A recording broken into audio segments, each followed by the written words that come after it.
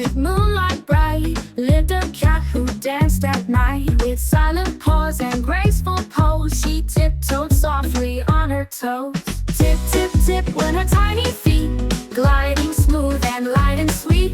No one heard, not even a peep, as she danced while the world was fast asleep. She skipped past chairs and under beds, balanced gently on sleepy heads. She twirled atop a fluffy rug, then curled inside a teacup snug. Tip, tip, tip went her tiny feet, gliding smooth and light and sweet. No one heard, not even a peep, as she danced while the world was fast asleep.